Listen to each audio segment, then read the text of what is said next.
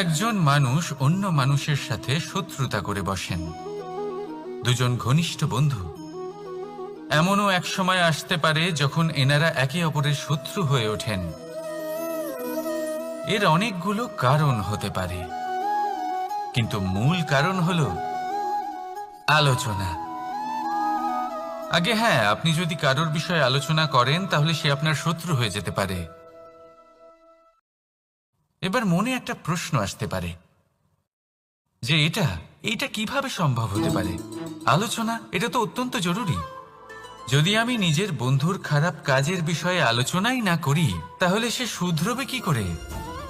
এ কথা সত্যি যে আলোচনা আবশ্যক, কিন্তু তার থেকেও বেশি গুরুত্বপূর্ণ এবং আবশ্যক হলো আপনার এই সিদ্ধান্ত এটাই যে আপনার এই আলোচনা কোন স্থানে করবেন।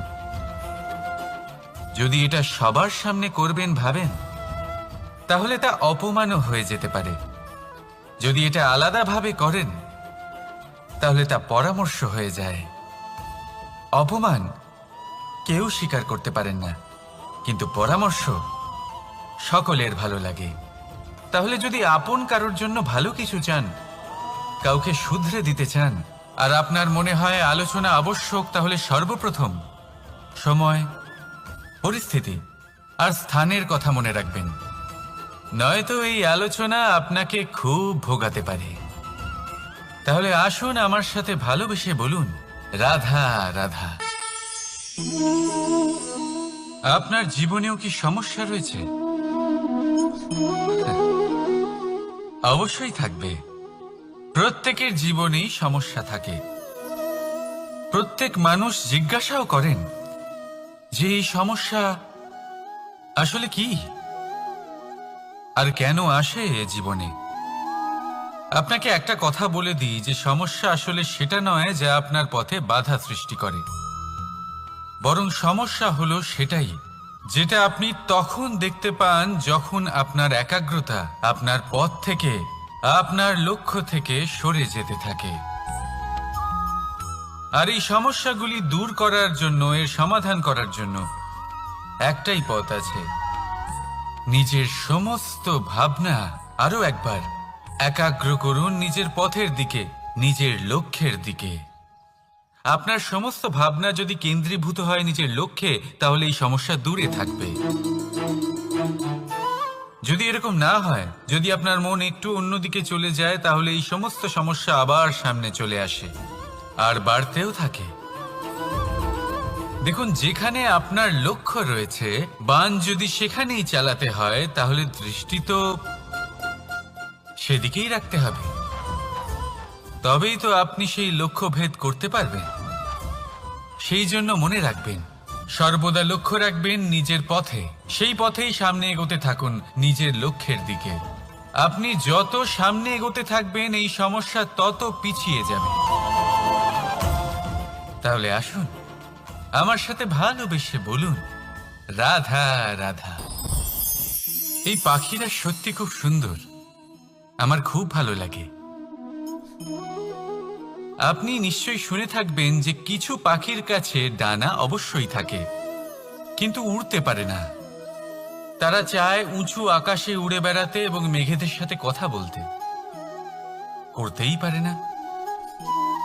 এবার এই সংসারেও পাওয়া যায় ঘুড়িও। এদের মধ্যে না জীবন আছে, না প্রাণ আছে, আর না আছে ডানা, কিন্তু এরা আকাশের সাথে কথা বলে, হাওয়ার বেগের সাথে কথা বলে, আনন্দ করে, উৎফুল্ল হয়ে ওঠে। আকাশে জীবনের কিছু মুহূর্ত কাটায়। তার কারণ কি হতে পারে? কারণ হলো সুতো। এই সুতো যদি সঠিক হাতে থাকে, তাহলে এই কাগজের তৈরি ঘুড়িও আকাশের উচ্চতায় উড়ে বেড়াতে পারে। এবার এই সুতো আসলে কি? এই সুতো হলো আসলে ভালোবাসা। এই সুতো হলো আসলে বিশ্বাসের। আর এটা আপনি দিয়ে থাকেন তাদের হাতে যাদের আপনি বিশ্বাস করেন, যাদের আপনি নিজের সর্বস্ব দিয়ে দেন। ভেবে দেখুন, এই ভালোবাসা আর বিশ্বাসের সুতো আপনি যদি সঠিক মানুষের হাতে দিয়ে দেন, তাহলে আপনি অনেক উচ্চতায় উঠতে পারবেন, আকাশের উচ্চতায় উড়ে বেড়াতে পারবেন, মেঘের সাথে কথা বলতে পারবেন, পাখিদের মতো উড়তে পারবেন, যা ইচ্ছে তাই করতে পারবেন। শুধু এই মানুষ সঠিক হতে হবে, এমন একজন মানুষ যার মনে আপনার জন্য ভালোবাসা রয়েছে, এমন এক মানুষ যার মনে কোনো স্বার্থ নেই, যিনি পরোপকারী, এমন একজন ব্যক্তি যিনি আপনার অস্তিত্বকে বাইরে নিয়ে আসতে পারবেন, তাকে উজ্জ্বল করে তুলবেন।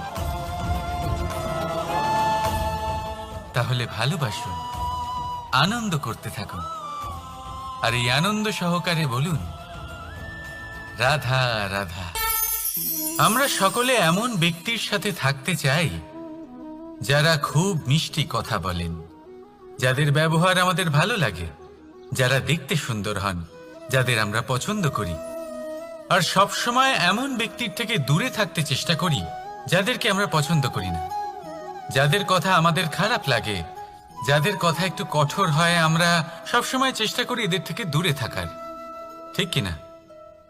কিন্তু যদি বাস্তবটা দেখি, তাহলে এই কঠোরতা জীবনে শান্তির প্রলেপ দেয়। ওষুধও একটু কড়াই হয়, কিন্তু এ কি করে? আমাদের সুস্থ করে তোলে। ঠিক সেইভাবেই ভালোবাসার এই অধ্যায় একটু কঠিন, একটু কড়াও মনে হতে পারে, কিন্তু এর ফল সবসময় আপনাদের স্বাস্থ্যের পক্ষে ভালোই হয়। সেই জন্য যদি কেউ আপনার নিন্দে করে, আপনাকে কড়া কথা শোনায়, আপনার ব্যাপারে আলোচনা করে, তার মানে এটা নয় যে সে আপনার শত্রু। হতে পারে তিনি আপনার বন্ধু হন, আপনার জন্য ভালো চান, আপনাকে শুধরে নিতে চান, আপনার মধ্যে কোনো পরিবর্তন দেখতে চান। সেই জন্য কখনো কারোর কথা শুনে বা কাউকে দেখে প্রাথমিকভাবে এই সিদ্ধান্ত নেবেন না যে তিনি আপনার শত্রু হন নাকি আপনার বন্ধু হন। এমনও শত্রু হয়ে থাকেন যে গুড়ের মতো মিষ্টি মিষ্টি কথা বলে আসলে আপনাকে বিষ পান করিয়ে দেবেন, আর এমনও বন্ধু থাকেন যারা আসলে নিমের মতো কড়া কথা বলেন কিন্তু আপনাকে অমৃত পান করান। এদের মধ্যে পার্থক্য করতে জানতে হবে, কে আসলে শত্রু হন আবার কে আসলে মিত্র হন। এই পার্থক্য যখন আপনি করতে শিখবেন, তখন আপনি এই সংসারের সব থেকে সুখী প্রাণী হয়ে উঠবেন। এই পার্থক্য বোঝা সহজ নয়, কিন্তু অবশ্যই আবশ্যক। রাধা রাধা। মানুষ, কোনো ব্যক্তির নির্মাণ হয় কিভাবে? কেউ বলবেন পঞ্চতত্ত্বের দ্বারা, কেউ বলবেন আত্মা, দেহ ও চেতনার দ্বারা, কেউ বলবেন ঈশ্বরের কৃপার দ্বারা, তো কেউ বলবেন এই প্রকৃতির পরীক্ষার দ্বারা। না, মানুষের নির্মাণ হয়ে থাকে বিশ্বাস দ্বারা। ব্যক্তি তখনই গড়ে ওঠেন যখন ব্যক্তিত্ব থাকে, ঠিক কিনা? আর ব্যক্তিত্ব তখনই হবে আর সেরকমই হবে যেরকম বিশ্বাস আপনি নিজের উপরে রাখবেন। যদি আপনি মনে করেন আপনি বিষের ন্যায় হবেন, তাহলে আপনি বিষাক্তই হবেন। যদি আপনি এটা মনে করেন যে আপনি অমৃতের ন্যায় হবেন, তাহলে আপনি অমরই হয়ে যাবেন। যদি আপনি নিজের উপরে বিশ্বাস রাখেন যে আপনি সংসারের সব থেকে উঁচু পর্বতের শিখরে পৌঁছতে পারবেন, তাহলে আপনি অবশ্যই পৌঁছবেন। যদি আপনার এরকম মনে হয় যে আপনি এরকম কখনো করতে পারবেন না, তাহলে এরকম কখনোই হবে না। ভেবে দেখবেন, বিশ্বাসের মধ্যেই বিশ্ব বাস করে থাকে, তো আপনার অস্তিত্ব কেন করবে না? যেমন বিশ্বাস আপনি নিজের উপরে রাখবেন, তেমনই আপনি হয়ে উঠবেন। সেই জন্য নিজের উপরে বিশ্বাস রাখুন, আর হ্যাঁ, ভালোবেসে বলুন রাধা রাধা। অসুখ, এমন কোনো মানুষ আছেন এই সংসারে যার অসুখ করে না? প্রত্যেক মানুষ কখনো না কখনো অবশ্যই অসুস্থ হয়েছে, তার এই শরীর রোগের শিকার অবশ্যই হয়েছে। এবারে দেখুন, এই রোগ আসে আবার এই রোগ চলেও যায়, কিন্তু সেই রোগ আমাদের কষ্ট দিতে কেন সক্ষম হয়? কারণ হলো স্বচ্ছতা। যদি এই স্বচ্ছতা শরীরে না থাকে তাহলে মানুষকে শারীরিক কষ্ট পেতেই হবে। ঠিক সেইভাবেই অত্যন্ত প্রয়োজনীয় হলো এই স্বচ্ছতা যেন মনেও থাকে।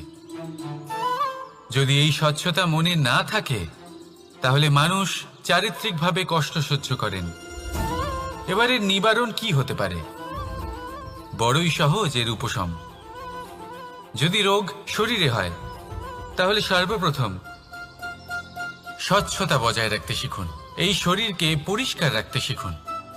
বিচক্ষণতার সাথে এই রোগের সম্মুখীন হন। ভয় পাওয়ার কোনো দরকার নেই। ব্যায়াম করতে থাকুন, সব ঠিক হয়ে যাবে। সেইভাবেই যদি এই অসুখ মনে হয় তাহলে কি করা যায়? সর্বপ্রথম তার আধারের উপরে নজর দিন। আপনার এই আধারই হলো আপনার আহার। যা আপনি আহার করবেন সেরকমই মানুষ হয়ে উঠবেন। সেইভাবেই আপনি যেরকম ভাবেন সেরকমই মানুষ হয়ে উঠবেন। সেই জন্য নিজের ভাবনাকে শুভ করুন, নিজের দৃষ্টিভঙ্গিকে শুভ করে তুলুন। সবকিছু সঠিক হবে। আপনার আমার সবার মধ্যেই এক রাক্ষস বাস করে। তার সম্মুখীন হন, তাকে পরাস্ত করুন। তাহলে এই রোগ সে শরীরেই হোক বা মনের মধ্যে, যদি সঠিক সময় তাকে আটকানো না যায় তাহলে যে কোনো সময় তা মহামারীর রূপ ধারণ করবে। সেই জন্য সাবধানে থাকুন, সুস্থ থাকুন। তাহলে আসুন আমার সাথে ভালোবেসে বলুন, রাধা রাধা। এই সংসারের অন্তের এর বিনাশের প্রারম্ভ কিভাবে হয়? কোনো যোগের মাধ্যমে? কোনো ভয়ানক অসুরের আগমনে? নাকি প্রকৃতির রাগের কারণে? না, এই সংসারের বিনাশের প্রারম্ভ হয় আমি থেকে। এই আমি, এই তুমি, এটা আমি করেছি, ওটা তুমি করেছো, এটা আমার, ওটা তোমার, আদি ইত্যাদি। এই ভাব যখন মনে বাসা বেঁধে নেয়, সর্বপ্রথম ঘর ভাগ হয়, তারপর বসতি, তারপর প্রাণ, আর তারপর দেশ, আর সবার শেষে সমস্ত সংসার ভাগ হয়ে যায়। আর এই ভাগ হয়ে যাওয়া শেষে মনোমালিন্যে পরিণত হয়। এখন এমত অবস্থায় কি করা যেতে পারে? কিভাবে বাঁচা যায় এই পরিস্থিতির থেকে? কিভাবে দূরে থাকা যায় এই বিনাশের থেকে? উত্তর সেই একটাই, করুণা। একে অপরের দরকারগুলি বুঝুন, একে অপরের সমস্যাগুলি বুঝুন, একে অপরের দুঃখের সাথী হয়ে দাঁড়ান, একে অপরের সুখের ভাগীদার হন। আর শেষে যখন এই আমি আমরাতে পরিণত হবে তখন এই বিনাশ নিজে থেকেই দূরে চলে যাবে। তাহলে আমরাতে বিশ্বাস করতে শিখুন আর আমার সাথে ভালোবেসে বলুন, রাধা রাধা। এই মুদ্রা। এবারে ভাবুন, এটাই আমাদের জীবন, জীবনের সুখ আর দুঃখ। এই মুদ্রার, এই জীবনের দুটি দিক। কিন্তু যখনই আমরা ঈশ্বরের কাছে প্রার্থনা করি তখনই আমরা সুখ চাই, আর সেই সুখ আসেও। আর যখনই সেই সুখ আসে তখন ব্যক্তি সর্বপ্রথম তাকে ভুলে যায় যে দুঃখের সময় ওনার সাথে ছিলেন। আর এমত অবস্থায় উনি সাহায্য করেন না, উনি করেন উপকার। আর এই উপকারের বদলে মানুষের থেকে উনি নিজের জন্য শ্রদ্ধা চান। আর সেই শ্রদ্ধা, সেই চাহিদার কারণে উনি নিজেকে অন্যদের থেকে শ্রেষ্ঠ, অন্যদের থেকে ভিন্ন মনে করতে বিবশ হয়ে যান। আর আলাদা হবার কারণে তার মধ্যে জেগে ওঠে অহংকার। আর সেটাই হয় তার পতনের কারণ। এবার এতে কি করা যেতে পারে? কি চাওয়া যেতে পারে ঈশ্বরের কাছে? এই প্রশ্ন অবশ্যই মনে আসে। ঈশ্বরের কাছে চান সুখ, শুধুমাত্র ততটাই যাতে অহংকার না আসে, আর দুঃখ ততটাই যাতে শ্রদ্ধা না চলে যায়। রাধা রাধা। এই সংসারে এমন কিছুই নেই যা সব সময় একই থাকবে। যা কিছু নির্মাণ হয়েছে তা একদিন অবশ্যই ভেঙে পড়বে। কিন্তু এই ভেঙে যাওয়ার বিশ্লেষণ আপনি কিভাবে করবেন তা আপনার উপরে নির্ভর করছে। ওই আকাশের দিকে তাকান, ওই মেঘ, ওটাও ভেঙে পড়ে, কিন্তু নিজে ভেঙে পড়ার সাথে বর্ষাকে তৈরি করে যায়। মাটির ডেলা অবশ্যই ভেঙে পড়ে, কিন্তু ব্যবহারযোগ্য মাটির রূপ নিয়ে। এই ধরিত্রীর বুকে কোনো এক বীজ যখন ভেঙে পড়ে, তখন ধরিত্রীর উপর এক বিশাল আকারের বৃক্ষ নির্মাণ করে। যদি জীবনে কিছু ভেঙে পড়ে, তাহলে নিরাশ হয়ে পড়বেন না, নিজের সাহস হারাবেন না। ধনাত্মক দৃষ্টিভঙ্গি দিয়ে দেখতে চেষ্টা করুন। মনে করুন, নিয়তি নিশ্চয়ই আপনার জন্য আরো ভালো কিছু ভেবে রেখেছে, যা ভবিষ্যতে আপনার প্রতীক্ষা করছে। ধনাত্মক চিন্তা ভাবনা করতে থাকুন, তারপর দেখবেন শ্রেষ্ঠ রচনা নিজেই তৈরি হবে। রাধা রাধা। চলতে থাকা, থেমে যাওয়া, বিশ্রাম নেওয়া, তারপর দম নিয়ে পুনরায় দাঁড়িয়ে পড়া, আর তারপর আবার সেই পথ চলা। এটা জীবনের অভিন্ন এক অঙ্গ, এটার থেকে আপনি পালাতে পারবেন না। কিন্তু এই অঙ্গকে আপনি নিজের জীবনে কিভাবে প্রয়োগ করবেন, কিভাবে তাকে কাজে লাগাবেন, সেই সিদ্ধান্ত আপনাকে নিতে হবে। যারা হেরে যান তারাও জীবনে থমকে যান, আবার যারা জেতেন তারাও দাঁড়িয়ে পড়েন। যারা হেরে যান তারা হাঁপিয়ে দাঁড়িয়ে পড়েন, যারা জিতে যান তারা দাঁড়িয়ে পড়েন সেই সর্বোচ্চ স্তরে পৌঁছে গিয়ে।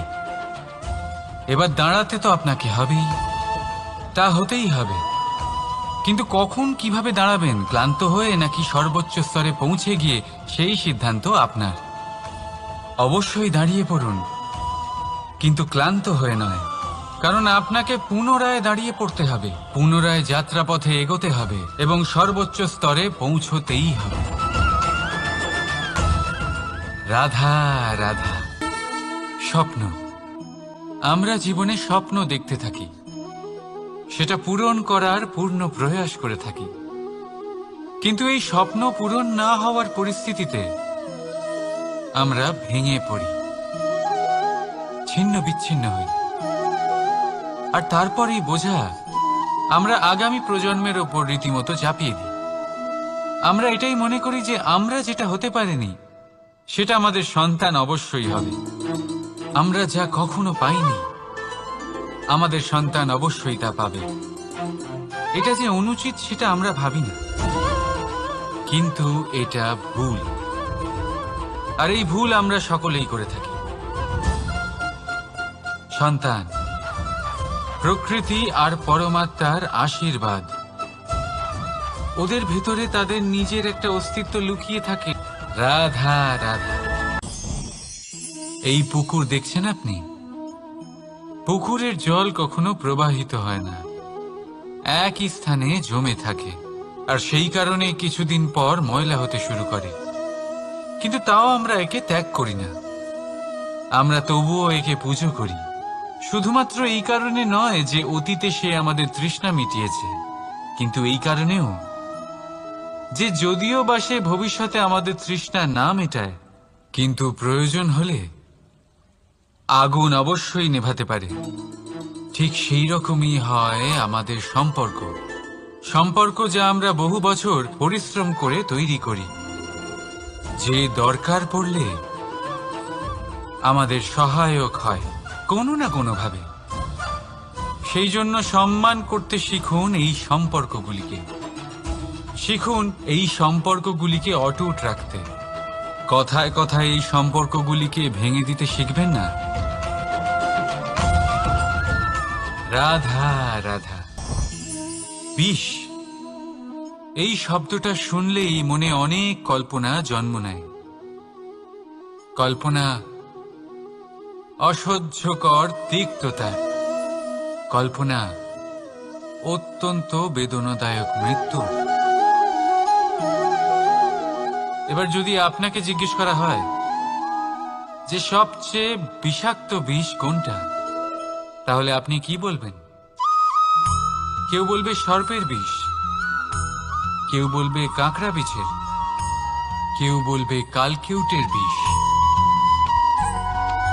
কিন্তু না, এই সমস্ত রকম বিষ সেই বিষের সামনে টিকতে পারবে না যাকে আমরা বলে থাকি কানের মধ্যে ঢালা বিষ। শুনতে অত্যন্ত মিষ্টি, কিন্তু তিক্ততায় অত্যন্ত বিষাক্ত। পেটের মধ্যে যাওয়া এই বিষ শুধুমাত্র একটি মানুষের মৃত্যুর কারণ হয়, কেবল একটি। কিন্তু কানের মধ্যে ঢালা এই বিষ একাধিক সম্পর্কের নাশ করতে পারে। আর এটাতে সেই ব্যক্তির ভুল নেই যে আপনার কানে বিষ ভরেছে, আপনি তাকে দোষ দিতে পারেন না। এখানে দোষ আপনার নিজের, যে এই বিষকে আপনি নিজের উপরে প্রভাব ফেলতে দিয়েছেন, এই বিষকে সুযোগ দিয়েছেন আপনার ক্ষতি করতে। এটা আপনার ভুল। সেই জন্য কুমন্ত্রণায় কখনো কান দেবেন না। আপনার মনে ভালোবাসার দৃঢ়তা জাগিয়ে তুলুন আর নষ্ট করে দিন এই সংসারের সমস্ত বিষের প্রভাবকে। রাধা রাধা। জীবন, আমাদের এই জীবন সুখ আর দুঃখ, এই দুইয়ের মিশ্রণ। এদের সংমিশ্রণই জীবনের ভারসাম্য বজায় রাখে। এখন এই সুখ, সুখ এমন এক বস্তু যাকে সবাই খুঁজে চলেছে। দুঃখ এমন এক অনুভূতি যা সবার কাছে আছে। আমাদের প্রত্যেকের জীবনে সুখ আর দুঃখ আসতে থাকবে আর যেতেও থাকবে। এটা অবশ্যই জীবনে থাকবে। কিন্তু সফলতা, এটা সবার জীবনে আসে না। কেন? কারণ এই সফলতা সুখ আর দুঃখের দ্বারা প্রাপ্ত হয় না। সফলতা প্রাপ্ত হয় নিজের উপরে বিশ্বাস করতে থাকলে। আকাশের ওই সূর্যকে দেখুন, সূর্যের বিশ্বাস আছে নিজের উপর যে সে সমস্ত জগৎকে আলোকিত করতে পারবে, নিজের প্রথম রশ্মি দিয়ে অন্ধকারকে দূর করতে পারবে। সূর্য এই বিশ্বাস নিয়েই আসে, আর কিছুক্ষণের মধ্যেই সমস্ত সংসার থেকে অন্ধকারকে বিনাশ করে ফেলে সে। তাহলে মনে রাখবেন, এই সুখের আভাস, এই দুঃখের অনুভূতি আসতেও থাকবে আর যেতেও থাকবে। শুধু নিজের উপরে বিশ্বাস রাখুন, তারপর দেখবেন এই সফলতা আপনার দাস হয়ে থাকবে। রাধা রাধা। চাঁদ কত শ্রেয়, শুভ্র, কত সুন্দর। কিন্তু যদি আপনি মনোযোগ সহকারে দেখেন তাহলে দেখবেন এই চাঁদেও দাগ আছে। আর এই দাগগুলি থাকার কারণে কি এই চাঁদের মাহাত্ম্য কখনো কমে যায়? কখনো নয়। এর কারণ হলো চাঁদের নিরন্তর চেষ্টা। একবার এই আকাশে দেখুন, এই অন্ধকার সবসময় চেষ্টা করে চাঁদকে ঢেকে দেওয়া, কিন্তু এই চাঁদ সবসময় এই অন্ধকারের সাথে লড়াই করতে থাকে। অমাবস্যা থেকে শুরু করে চাঁদের এই যাত্রা পূর্ণিমা অবধি পৌঁছেই যায়। আর তাই এই চাঁদের পুজো করা হয়। এই কারণে এই চাঁদকে মাহাত্ম্য দেওয়া হয়। এইভাবেই যদি আপনার মধ্যে কোনো দোষ থাকে, কোনো খারাপ কিছু থাকে, তাহলে সেটা কোনো বড় ব্যাপার নয়। চেষ্টা করুন সেটাকে শুধরে নেওয়ার।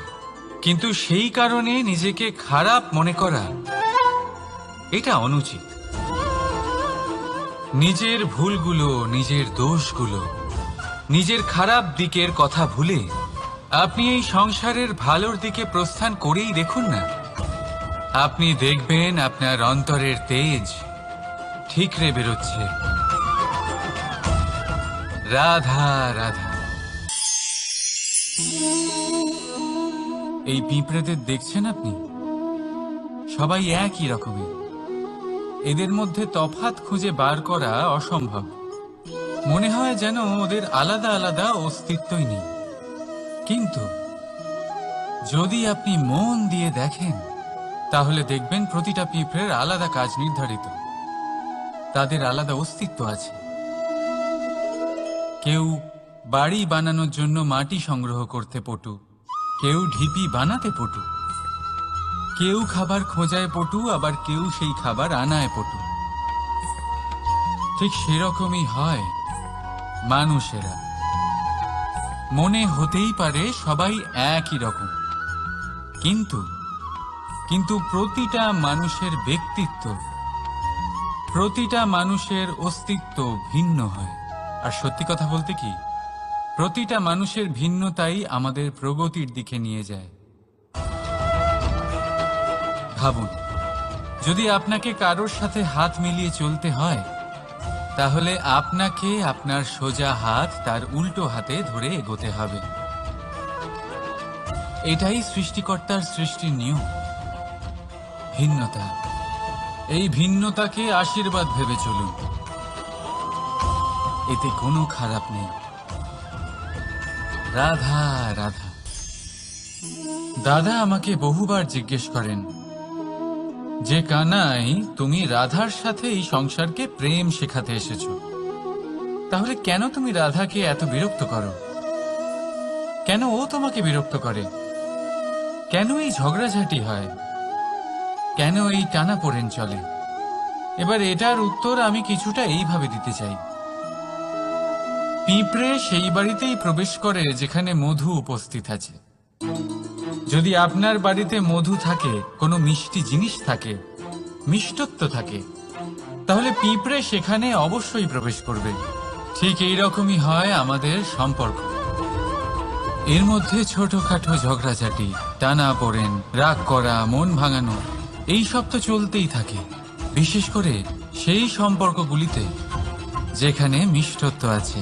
মনে রাখবেন, যেই সম্পর্কে কোনো খুনসুটি নেই, রাগ করা, মান ভাঙানো নেই, কোনো ছোটখাটো ঝগড়াঝাটি নেই, সেই সম্পর্ক শুধুমাত্র মস্তিষ্ক দিয়ে পালন করা হচ্ছে, মন থেকে নয়। তাই মন থেকে ভালোবাসতে শিখুন। আর এই ছোটখাটো ঝগড়াঝাটির, এই অম্ল মধুর খুনসুটির আনন্দ উপভোগ করুন, কারণ এতেও ভালোবাসা আছে। রাধা রাধা। এই পুস্তক বড়ই কাজের জিনিস। কাহিনী হোক, কবিতা হোক, স্মৃতি হোক, এতে যাই লিখে দেবেন তা ভবিষ্যতের পুঁজি হয়ে যাবে। কিন্তু যদি কখনো এমন হয় যে এই পুস্তক ময়লা হয়ে যায়, বা যদি কোনো পাতায় আপনি ভুল করে কালি ফেলে দেন, বা কোনো বাক্য লিখতে গিয়ে আপনি ভুল করে ফেলেন, তাহলে আপনি কি করেন? সেই পুস্তক কি আপনি তুলে ফেলে দেন? না, তাই তো। শুধু একটা পাতা ছিঁড়ে ফেলেন, যাতে সেই পুস্তক সঠিক থাকে, সুন্দর হয়ে ওঠে। এই পুস্তকের মতোই হয় আমাদের সম্পর্ক। তার সেই এক পাতা, একটা ভুল। তাই যে কোনো সম্পর্কে যদি কারোর কোনো ভুল হয়ে গিয়ে থাকে, তাহলে সেই ভুলকে সম্পর্ক থেকে দূরে করা সঠিক হবে, সেই ভুলকে ভুলে যাওয়াই সঠিক হবে। সেই সম্পর্ক ভাঙা নয়, সেই সম্পর্ক সামলে রাখুন। কারণ ভুল তো সবার দ্বারা হয়। যদি এরকম করেন, তবেই জীবনরূপী পুস্তক আরো সুন্দর হয়ে উঠবে। একে অপরকে ক্ষমা করতে শিখুন, একে অপরের ভুলকে ভুলে যেতে শিখুন। তারপর দেখবেন এই জীবনে আরো আনন্দ আসবে, আর এই সম্পর্ক নিঃশ্বাস নিতে থাকবে। রাধা রাধা।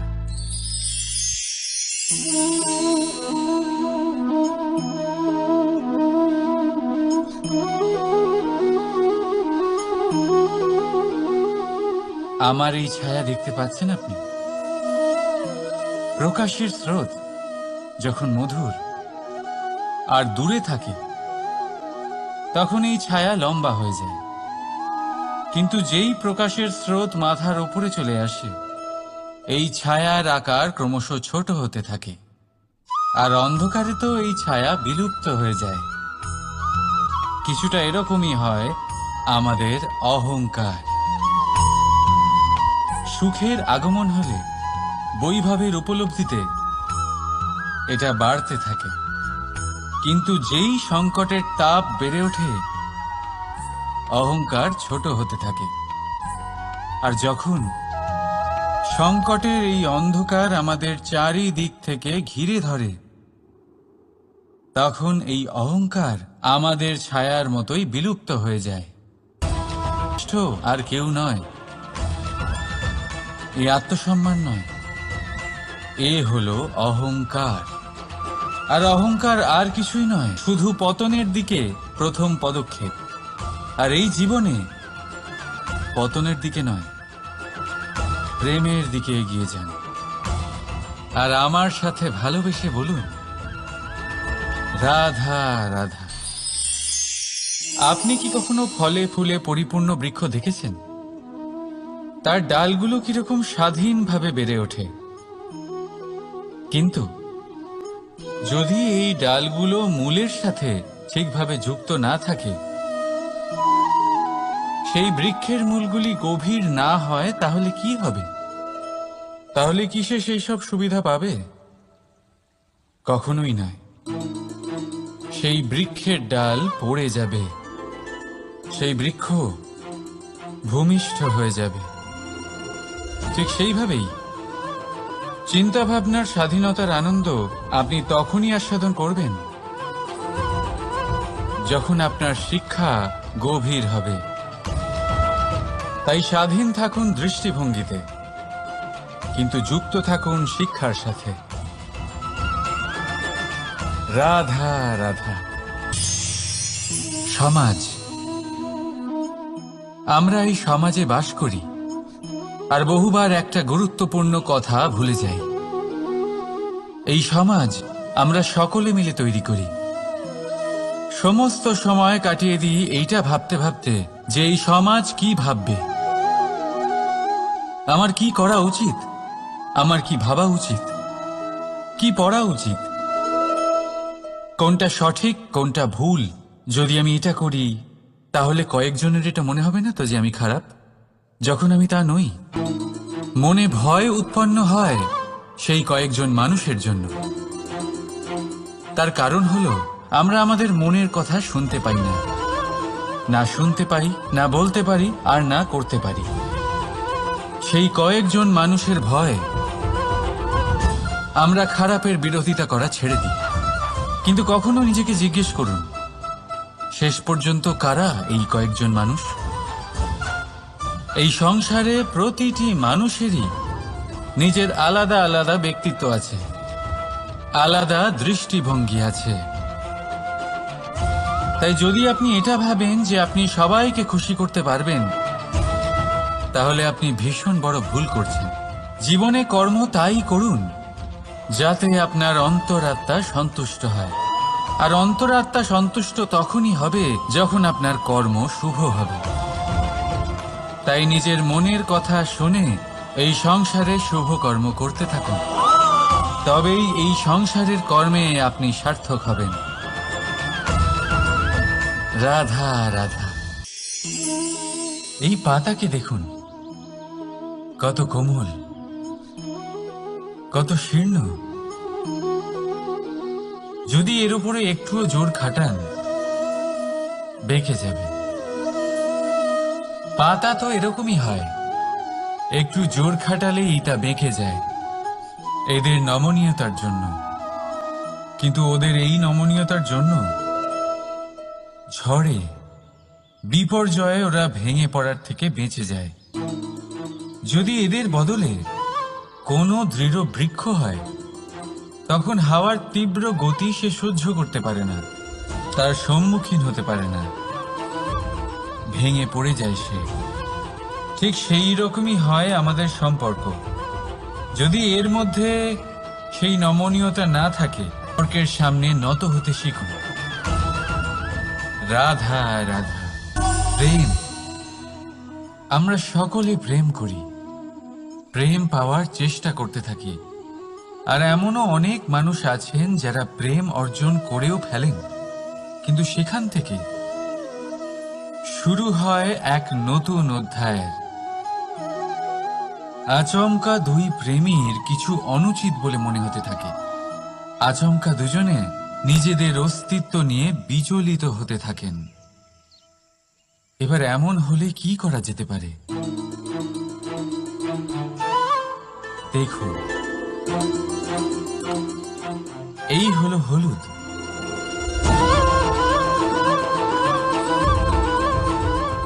আর এই হলো চুন।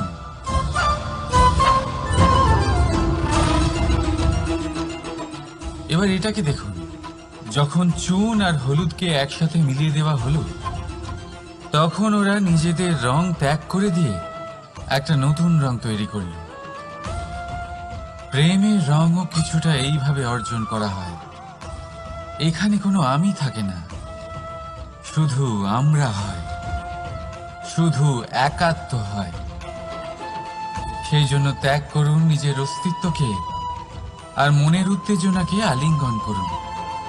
তারপর দেখুন আপনার এই প্রেম আপনাকে কোথায় কোথায় নিয়ে যায়। রাধা রাধা। এই সংসারে অসংখ্য মানুষ অর্থ আর সামর্থ্য দিয়ে মূল্যায়ন করেন যে কোনো মানুষের, নিজেদেরও আর অন্যদেরও। আর বহুবার অর্থ আর সামর্থ্য অর্জন করতে গিয়ে আমরা সময়, সম্পর্ক আর স্বাস্থ্য পিছনে ফেলে আসি। আমরা তার খেয়াল রাখি না। ভাবি যে একবার এই অর্থ আর সামর্থ্য অর্জন করে নেওয়ার পর তারপর সময়ও আমাদের কথা মতো চলবে, সম্পর্কগুলো আরো মধুর হয়ে যাবে, আর স্বাস্থ্যও আমাদের হাতের মুঠোয় থাকবে। কিন্তু এই অর্থের জন্য যখন আমরা এই তিনটেই হারিয়ে ফেলি, তখনই আমরা বুঝতে পারি যে আমরা কতটা অর্থহীন ছিলাম। আর তারপরে সংসারের সমস্ত অর্থ সংগ্রহ করে নেওয়ার পরেও আপনি আপনার ফেলে আসা সময় কখনোই ফেরত পাবেন না, না সেই সম্পর্ক আর না সেই স্বাস্থ্য। সেই জন্য এই তিনটির মূল্যই বুঝে নিতে শিখুন অনেক দেরি হয়ে যাওয়ার পূর্বে।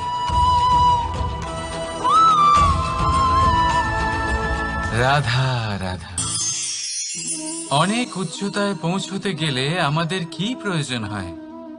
এর উত্তর বড়ই সহজ, সিঁড়ির। এবার এর মধ্যে একটা গভীর রহস্য লুকিয়ে আছে। আমরা যখন দ্রুত সিঁড়ি দিয়ে উঠি, তখন কাউকে পেছনে ফেলে এলে তখন তাকে দেখে কি আমরা ছোট মনে করি?